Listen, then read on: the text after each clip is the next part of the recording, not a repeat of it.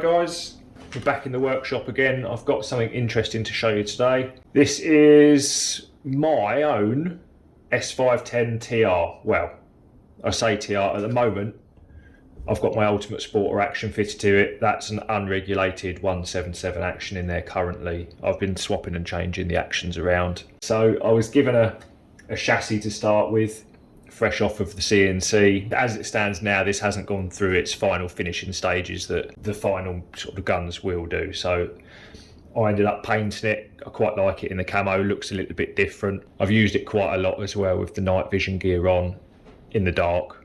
I mean, it doesn't really matter if it's dark when it's camoed or not, but I thought it looks pretty cool. Initially, I was a little bit taken aback. Obviously, in the UK here, we tend to be a little bit more refrained with our rifle designs. The sort of actions and the stocks and things are somewhat more traditional looking, more traditional sporting designs. Whereas if you're in America, I mean, the AR-15 platform's something of an icon now. So having spent over a year with this, and in fact probably nearer 2 years with this now, I'm really quite fond of it. Despite being a relatively long gun in the grand scheme of things compared to a lot of modern bullpups and much shorter guns coming to market, it's actually nowhere near as heavy as it looks. The quoted weight for a TR is 2.8 kilos. Now from factory they come with a nice Magpul grip and extendable rear end. As you can see on here, I've swapped the grip out for one of my own, and I've cobbled together a rear end with more adjustability in the back here. I needed more drop on the back end here. Most of the time I'm shooting this kneeling, occasionally standing and occasionally off the bench, but primarily if it's out pest controlling, I'm either sort of sat upright somewhere comfortable tucked out the way, or I'll be doing kneeling shots. So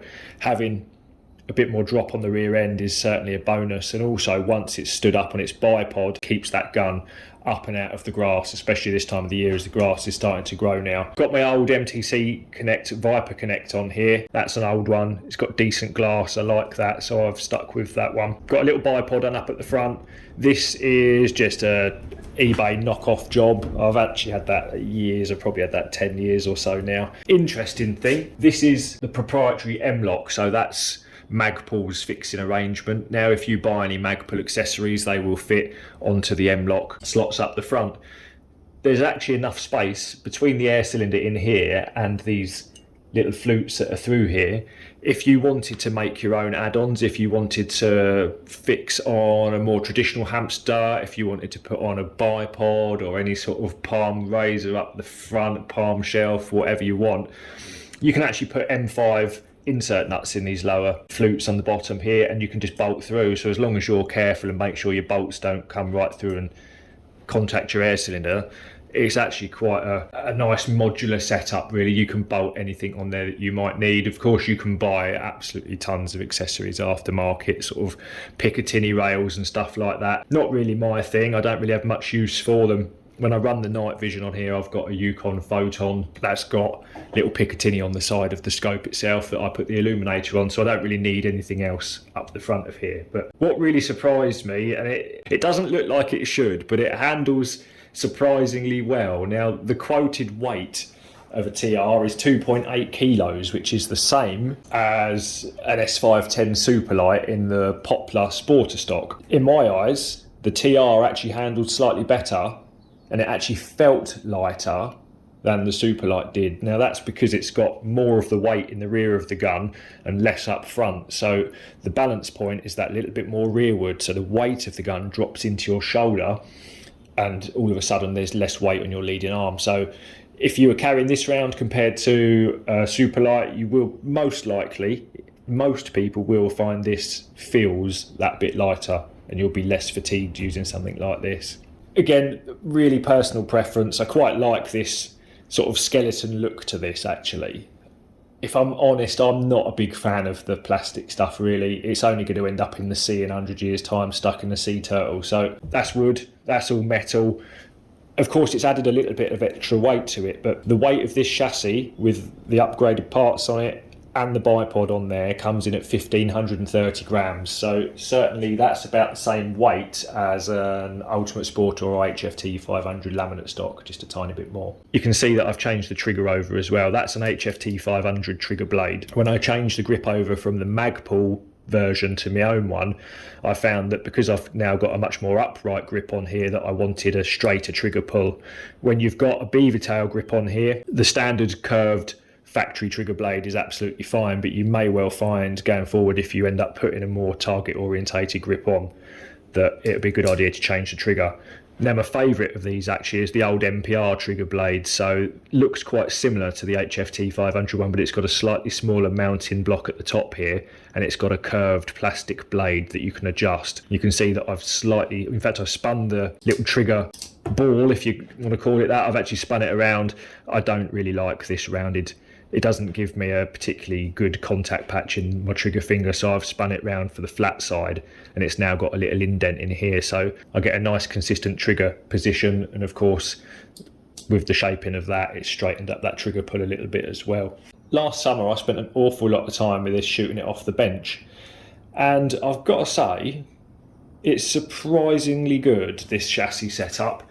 I bolted on a very thin aluminium bench rest wedge up the front, and because of how close this chassis portion here, the front section, sits to the air cylinder, it's sat incredibly stable on the front bag. So if you're primarily shooting from a bench, actually it might be something to consider. Of course, because it's quite a lightweight gun, and you will probably have some weight limits for your classes, it means that you can then ballast it down and get the balance point. You can put ballast on wherever you need it to, and you can easily make a lighter gun heavier.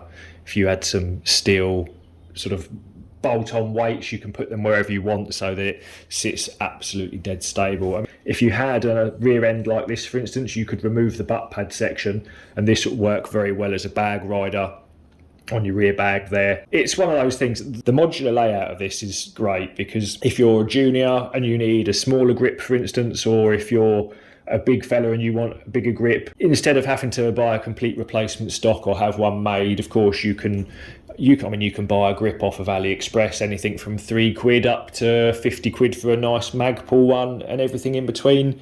And of course you've then got custom options, which could be whatever, but being able to easily modify it, you can easily adjust the length of pull.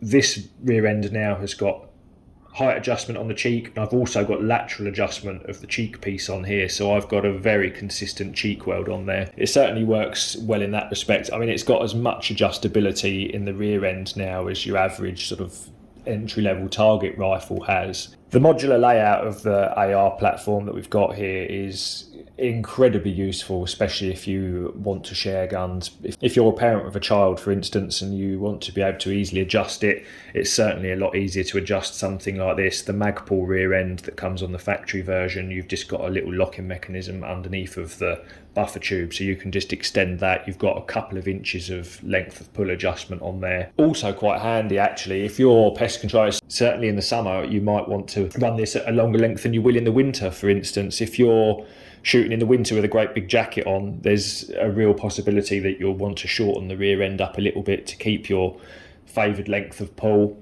In the summer, if you're shooting in maybe just a shirt, a long sleeve shirt, whatever, you may find that you'll want to extend the rear end of it. So very versatile in that respect. On the TR versions, you've got a Picatinny rail up on the top here on both sections, which is not bolt-on adapters. They're actually milled into the block itself. Now, if you have a few other guns that run Picatinny rails, a lot of the modern European and AR based guns will have Picatinny rails.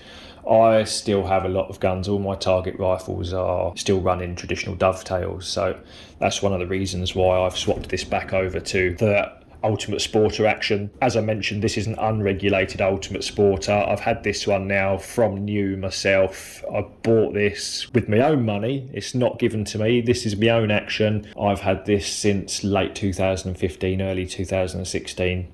It was the very first one, or one of the very first ones off the line. Now, that action's been bomb-proof. It's never been apart.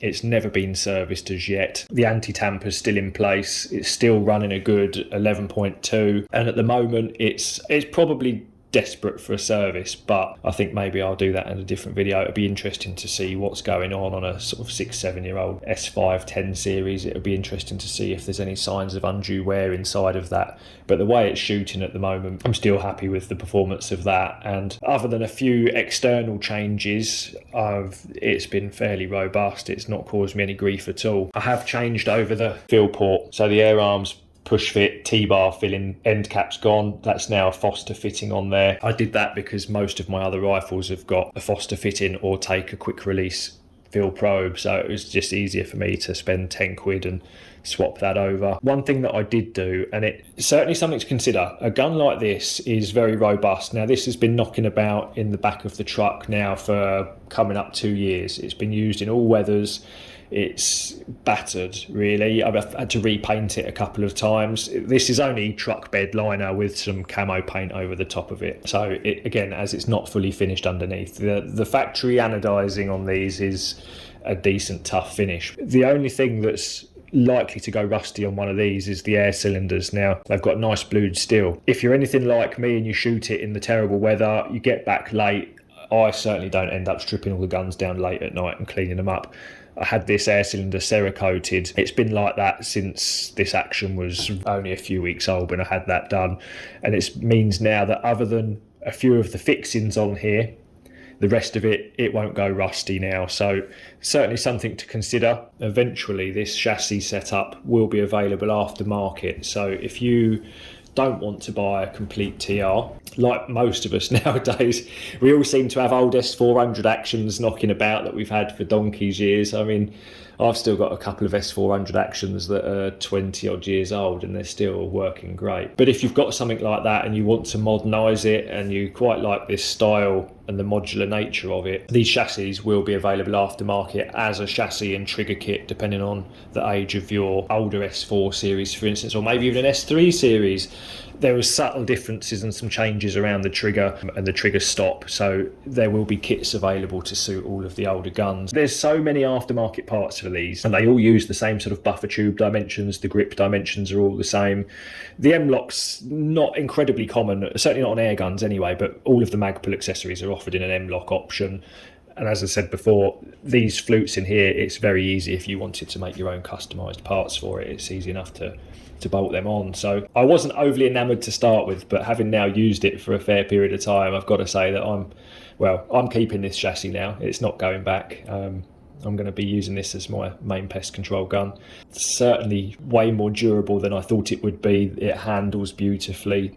Even with the bipod on up at the front, it doesn't really upset the handling of this too much, which is more than can be said of a lot of other guns. Quite when they will be available, I don't know, and that's purely down to the demand for the complete TR guns at the moment. So all of my initial scepticism, that's well and truly out the window. So I guess I was wrong in that respect. That's not something that I say very often. So there we are. That is just a quick overview of the S510 TR, more about the chassis than the action itself. All of these actions, they are reliable, they're incredibly accurate, they've always got high spec water barrels in them. It certainly pays to do a bit of pellet testing, find the pellet that barrel prefers, and then buy as many of that exact batch as you can do. Is make a note of the batch on the back of it and try and find as many of them as you can do. We'll call that, and I'll see you in the next one.